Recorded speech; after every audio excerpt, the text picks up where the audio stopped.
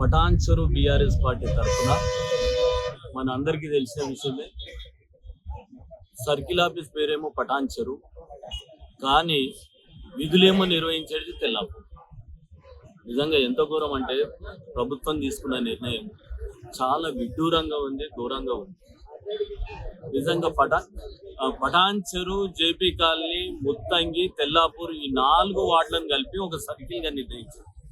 ఆ సర్కిల్ కేమో పేరు పటాన్చెరు, సర్కిల్ ఆఫీస్ కూడా పటాన్చెరులో ఉంది.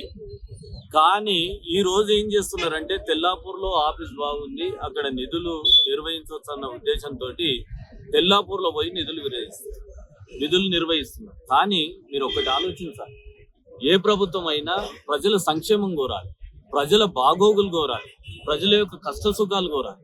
కానీ ప్రజల బాగోగులు కష్ట సుఖాలు గాలికి వదిలేసి ఇవల్ల తెల్లాపూర్కు అధికారులు పోయి అక్కడి నుంచి పరిపాలన సాగిస్తున్నారు. ఈడ ఉండేదేమో పేద ప్రజలు, ఈడ ఉండేదేమో కార్మికులు, కర్షకులు, ఈడ ఉండేదేమో అన్ని రంగాలకు సంబంధించిన వ్యాపారానికి సంబంధించిన వ్యక్తులు కూడా ఇక్కడనే ఎక్కువ మంది ఉన్నారు. ఇలాంటి వాళ్లకు ఈ పాలనను దూరం చేస్తుంది కాంగ్రెస్ ప్రభుత్వం. నిజంగా ఈ నిర్ణయం తీసుకుంది చాలా తప్పిదమైన నిర్ణయం. పటాన్చెరుకు ఒక మంచి పేరుంది, పటాన్చెరు ఒక హెడ్ క్వార్టర్.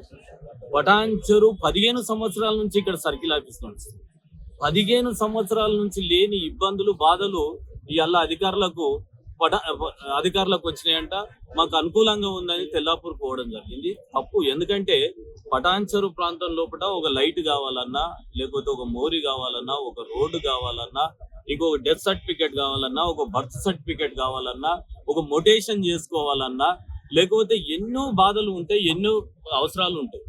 అవసరాలకు అనుగుణంగా ఈ ఆఫీస్ దగ్గర ఉండే ఆ ఆఫీసును తీసుకుపోయి తెల్లాపూర్లో పెట్టడం ఇది సరికాదు. మీరు తెల్లాపూర్లో కూర్చోవాలంటే వార్డ్ ఆఫీస్ కు సంబంధించిన అధికారులను అక్కడ కూర్చోమనండి. కానీ సర్కిల్ ఆఫీస్ కు సంబంధించిన అధికారులు మొత్తం కూడా పటాన్చెరులో కూర్చోవాలని ఒక డిమాండ్ చేస్తున్నాం. పటాన్చెరు, జేపీ కాలనీ ఒక ప్రాంతంలో ఉన్నాయి, పటాన్చెరు కానుకొని ముత్తంగి ఉంది. ఈ 3 ప్రాంతాల ప్రజలు ఇబ్బంది పడాల్సిన అవసరం వస్తుంది. కాబట్టి మేము ఈ రోజు నిజంగా మా బీఆర్ఎస్ పార్టీకి సంబంధించిన మా పటాన్చెరు పట్టణాధ్యక్షుడు నాగరాజు, మళ్ళీ అదే విధంగా బండ్లగూడ పట్టణాధ్యక్షుడు భరత్ కుమార్ గారు ఆధ్వర్యం లోపల నిజంగా మా గౌరవ పెద్ద మనిషి మాకు ఇప్పుడే వచ్చి మాకు మద్దతు తెలిపి సంఘీభావం తెలుపుతున్నటువంటి మాజీ వెలిమెల సర్పంచ్ విఠల్ రెడ్డి గారు, అదే విధంగా పార్టీ నాయకులు, పార్టీ కార్యకర్తలు, కుల సంఘాలు, గొప్పగా చెప్పాలంటే మా మహిళలు కూడా అన్న మేము కూడా వస్తాం, మేము ఖచ్చితంగా మేము ఈ కార్యక్రమంలో నిరసన తెలియజేస్తాం, ఒకరోజు నిరాహార దీక్ష చేస్తామని చెప్పేసి గొప్పగా నిజంగా మా మహిళలు వచ్చినటువంటి ఇక్కడ చూశారు మీరు. కాబట్టి మేము ఈ ఒక్క రోజుతోటి ఆపేది లేదు, తర్వాత అఖిల పక్షంతో నిరాహార దీక్ష చేస్తాం.